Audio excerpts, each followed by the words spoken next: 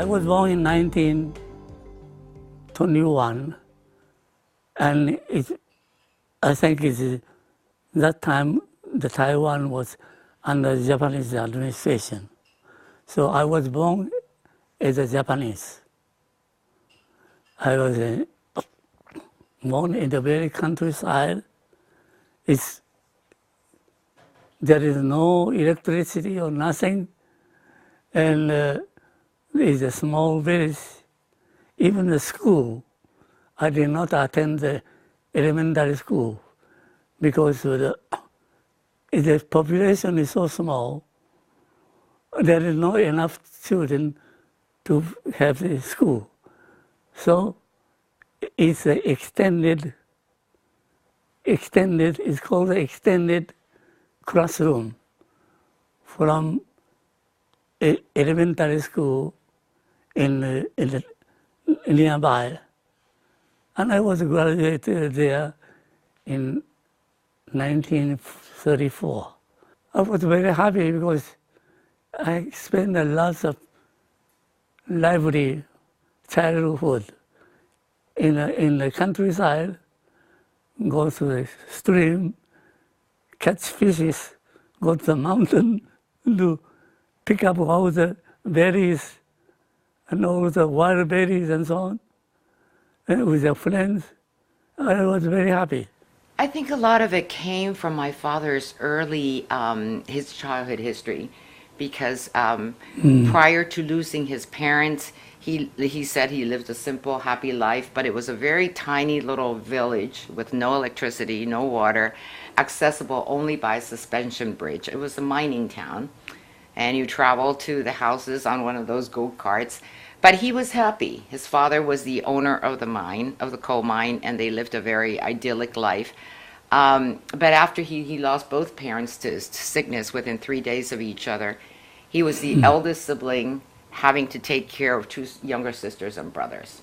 And even though he had an uncle who helped him financially, he really felt the burden was on his shoulders to have to make a living and to raise these brothers and sisters.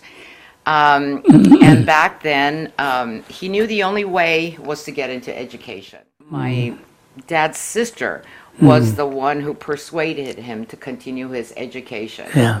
And she went on at a very young age. She was only 10 or 11 at that time, to become a nurse aide and to help raise money so that he can continue his education. My father was also very grateful because financially there was no money to continue education. There was a sponsor who gave him a scholarship in the town, and this enabled him to continue his studies. He always wanted to be an astrologer. He loved the skies. He loved the solar system, science, but he realized he wasn't going to make a living doing that. So he decided to go to medical school, and he was probably the only one out of his village, the very first one that left the village, continued to university, and also advanced to the top medical school in Taiwan. And after he graduated from medical school, Taiwan was in a lot of political turmoil. It was World War II wrapping up. Like my father explained, there was martial law. There was the massacre of 228.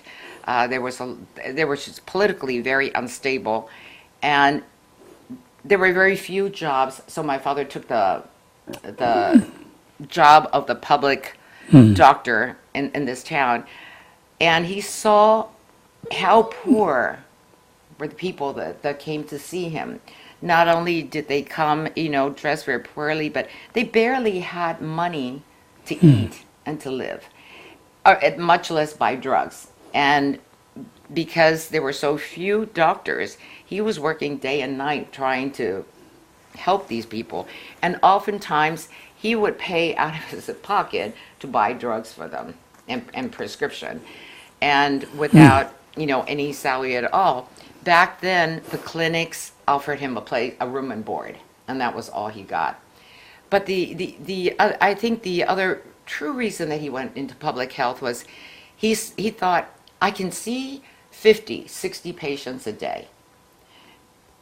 But where is this going to get me? With all the diseases that were being treated, malaria, cholera, everything, he felt he could make a bigger impact by going to public health. And that this way, you know, change the health policies, change the health programs in the country, and through this way be able to affect more people.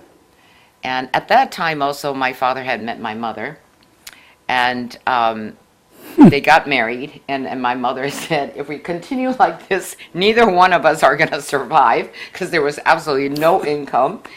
And you know, they couldn't live on no salary. And my father is a very compassionate person, and he felt, my mother said he would give these things to all his patients, and there'd be nothing for the two of them. And she's, you know, at that time, then an opportunity came up, and he felt that he would be able to play a more important role that way. Even though he liked treating patients, but, you know, he could dedicate his times towards larger scale health changes and programs. And so that's the main reason he went into public health. One of the main reasons. I graduated in 45. He's a medical doctor paper on my hand, but nothing, nowhere to go. The government is completely stopped. University hospital, nobody knows well what his position is, and of course nobody receives salary. And I was in pediatric for 6 months. Now, this pediatric period, every day I see hundreds, 50, 100 of these babies, the poor ladies with the baby. This is like a flow of the river. The water comes continuously.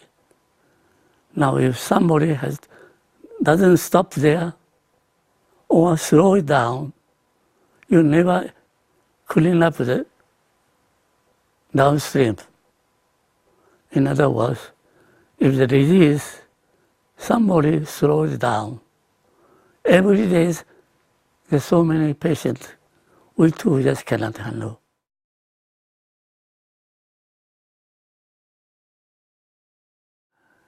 And happened to be one of my professors, who is actually Japanese, but the Chinese government retained him as an advisor to continue for about 1 year, 1 more year. He is like a Secretary of Health in the United States. But at the same time, he is a professor to teach public health in the university. And he said, one day he said, well, we are all going home. Now all the health work is on your shoulder, on your Taiwanese shoulder. There is not quite sufficient, but enough clinical doctor to take care of the patient. But there is nobody in public health. Now, why don't you, young fellow, think about that and do something of public health? That time, the Chinese brought cholera. So there is an epidemic in the southern Taiwan. And my boss, he said, well, you see, you are employed. Because that time nobody goes to public health. You are employed from today. But prepare to go to South Taiwan tomorrow. I said, for what? I just arrived today, reported for duty. He said, don't worry. There is another doctor over there. You just follow his instruction, help him out, because there is a cholera epidemic. So I went the 3 months in the cholera control in the southern Taiwan. After 3 months, cholera seemed to be under control.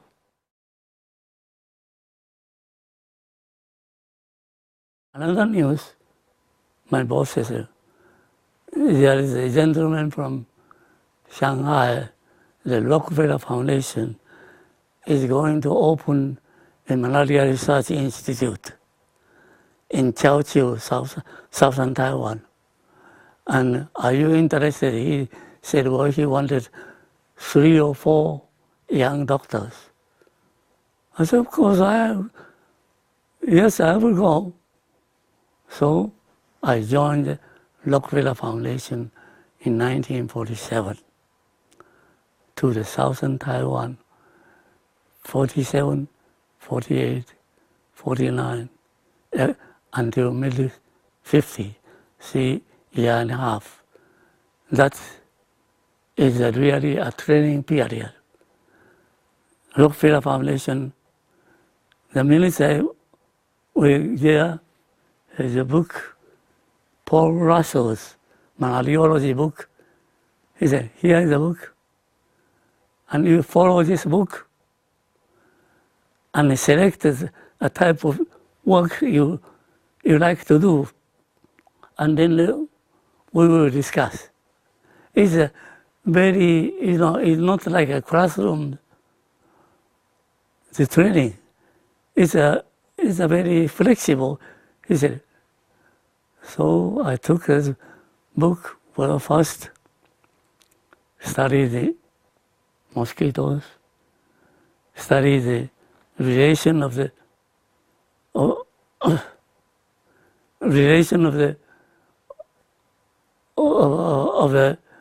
rice field and the mosquitoes. Then I choose the drug control.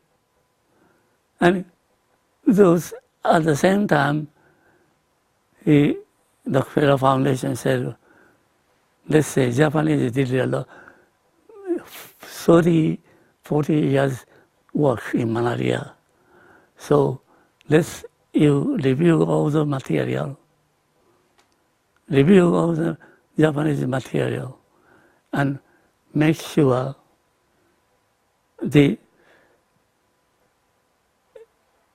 to be sure those are exactly what is the problem today. So 3 years and a half we spent there. And in that period, we did all the control, larviciding, DDT, the geospraying, and sometimes the water control.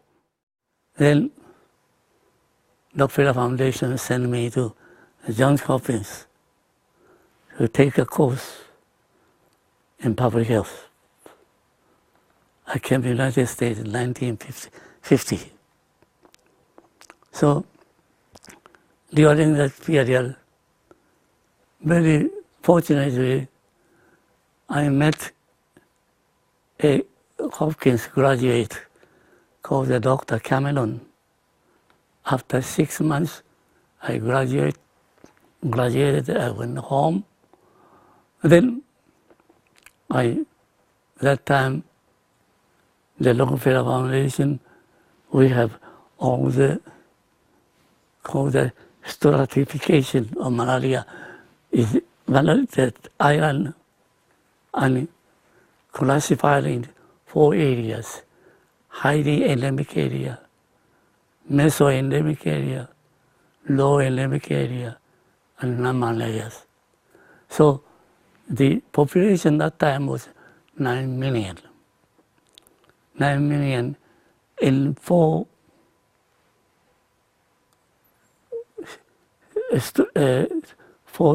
zones. And I made a malaria eradication program presented to his Dr. Kamila. For the first time I know, he is a key person because he said, well, I'm a medical officer with the USAID. But actually, no, he has all those authorities. He said, oh, no problem. But to do this, if I am not offended, I will ask my friend, a good friend who is a malariologist, to review this plan. It's okay. I said, okay, of course. So he asked his plan, a good person, Dr. Pretz, is a very nice friend, and I think he also did a wonderful job for Taiwan. Dr. Pretz, we review the 4-year malaria eradication program presented to him, no problem, approved. So from there, then we started the malaria eradication program according to the priority of the area. And besides, another thing is taking into consideration of the local health station, local setup. Every township has a health station. Health station has one medical director, usually about 2 nurses, and 3 or 4 sanitarians. And this is a group taking care of the health program. And we're using these people. In other words, we make a plan, centralize our plan technique, but operationally it's all decentralized. And it's surprising, the malaria has come down from 1,200,000 cases to 6,000 to 600. And because how many years? There's 2 years, 2 years and a half. There were over 3,000 people involved, and they were young, they were energetic. This was something that truly, it was a patriotic sense besides a health issue. This was something that they really could do for their country, you know, pretty much like the Peace Corps. And so they mobilized, and the entire community got involved. The people, the local people that where they were treating, they wanted to participate in this. And so they collaborated to the full extent that they could. And I think that was one of the key to the success of it. You know, there wasn't any having to persuade people. No. There wasn't any resistance. The people welcomed them. This is something that they wanted to do for the country, to eradicate malaria and to see this program succeed. And I think that was truly one of the remarkable things about that program and why it was able to succeed in such a short period of time. The most difficult part is for the mayor or the township to budget $1 per capita of the population to be covered, because it's very poor. Their revenue is very, very limited, and they have to squeeze $1. And this $1 can be utilized by health officer only, because the mayor cannot touch. And sometimes the mayor said, well, I just ran out of money. I don't have the money. So in that case, I or my colleague, we go there and they say, well, negotiate with the county. And say, well, township so-and-so need help in the malaria fund. Could the county do a little subsidize? The county usually will help the township. So this first year was very difficult to squeeze $1, but second year on, it's very difficult, or no, very easy, because they said, well, if the next township can do it, I can do it. So the mayor, he squeezed money, make $1 available for malaria. And also because they saw the success Yeah. of the program. Yeah. So they were willing to. Yeah, they're willing to. That was one way of getting the community to participate. Yeah. They had to fund it, even though it was $1. Yeah. But they took a pride in funding it. And every it was person. $1 per person? Per person to be spread. For example, one township is about 20,000 people. He has to raise 20,000 new Taiwan dollar for DDT spray alone. And the 20,000, the only person who has authority to use is the health officer. And how he do it is he pay the per diem for the foreman, and he pay the wages for the sprayman. But he was also able to raise it because they held townships and they held meetings to convince the people of the importance of this program. And as they saw success in other towns and what it did, for the general health of the public, they were convinced that this was going to work. Growing up, we rarely saw my father because he was often out in the field. My dad is not an office person. He's very much a hands-on person. He likes to be out in the field with his men, with the community, and instead of staying in the office. But I think what always struck me growing up was the excitement that he had. The excitement and the energy that he carried whenever he talked about his work.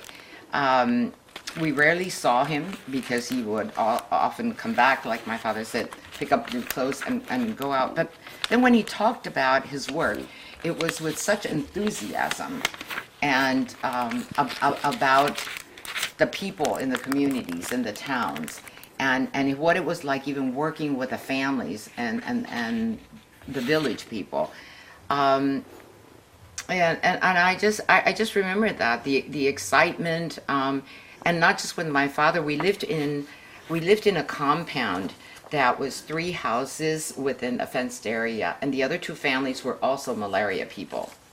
And so the kids were all the same age. We all grew up together, and we saw all the fathers go on these trips. And when they came back, it was always with so much enthusiasm. I think that was a true sense that we realized what he was doing was really important. He told us a lot of stories about going into the villages, meeting the people, how these people were poor, and yet they would offer him, a little rice, a little something, just as a form of gratitude to thank them. I think that was the other thing. It was just the gratitude of the people was so rewarding for him.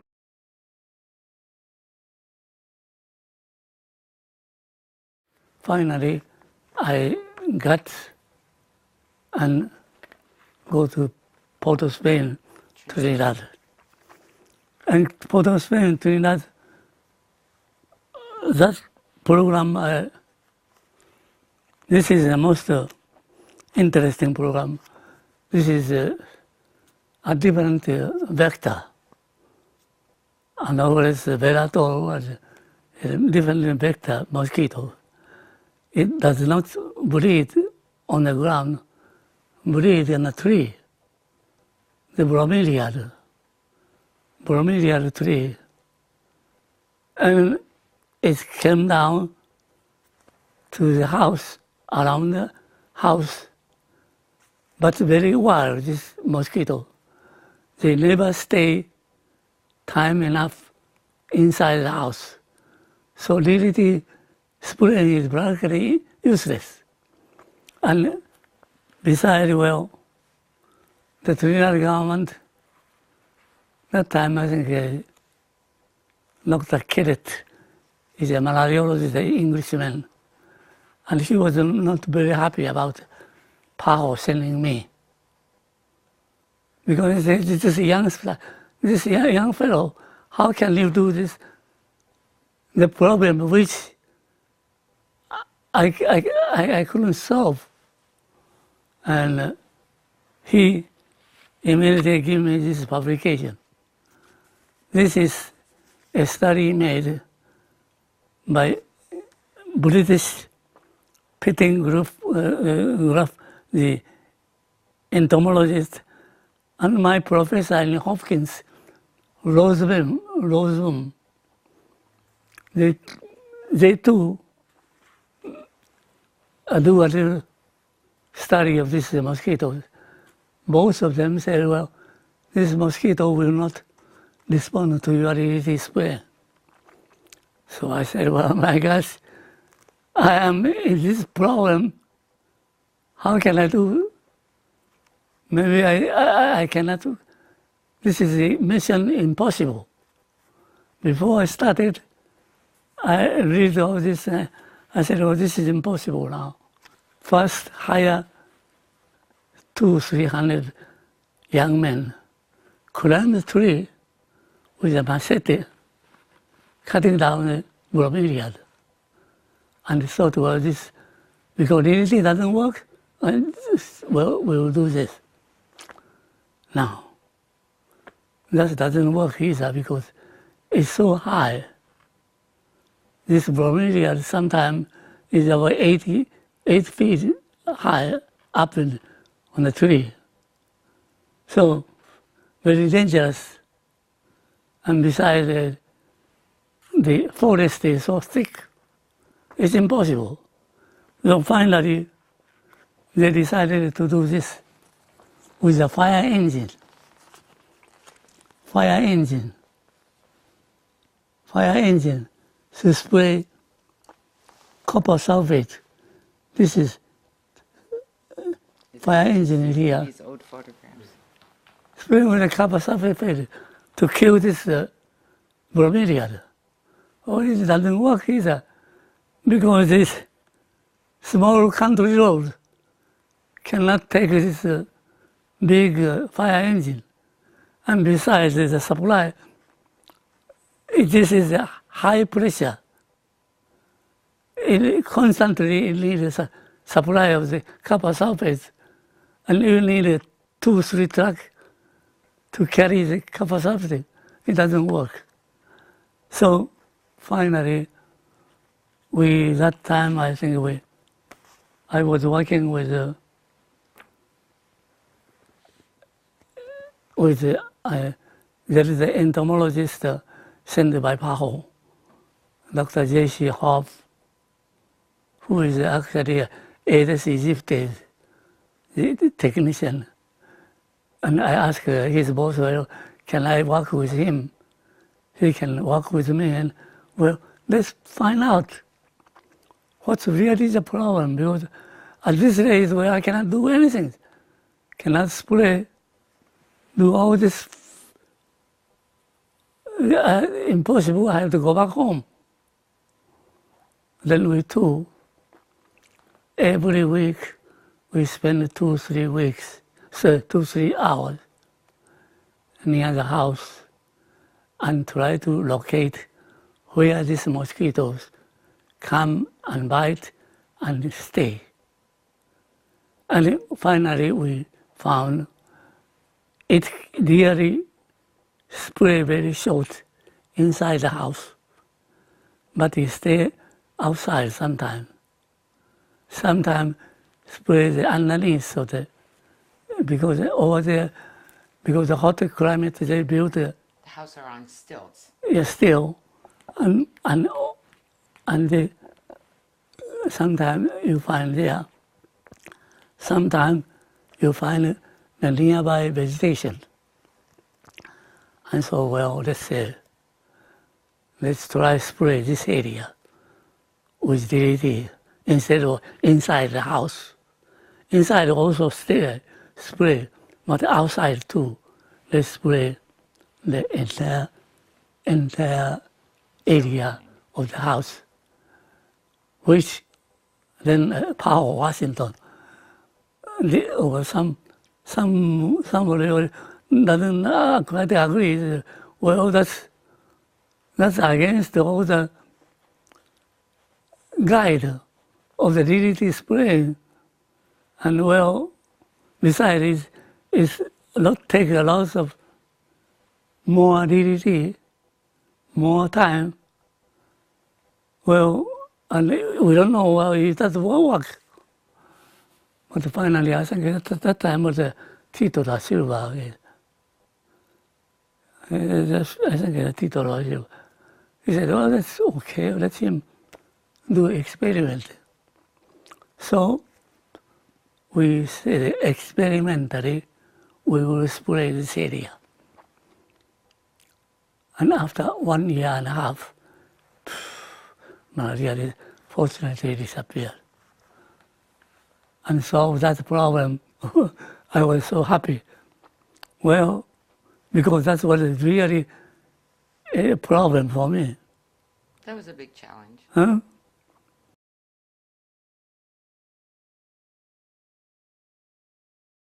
Well, I think like he said, you know, he feels his biggest accomplishment was the program in Taiwan, and I think that was his probably the biggest legacy that he did that, and just the stress on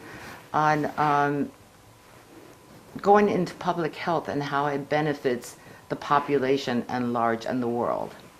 I think, you know, there were decades afterwards, or when he retired from PAHO, and he looked back on a lot of his medical colleagues in Taiwan and places who had now become millionaires and rich and all this, and he thought, well, I was a salary man my whole life.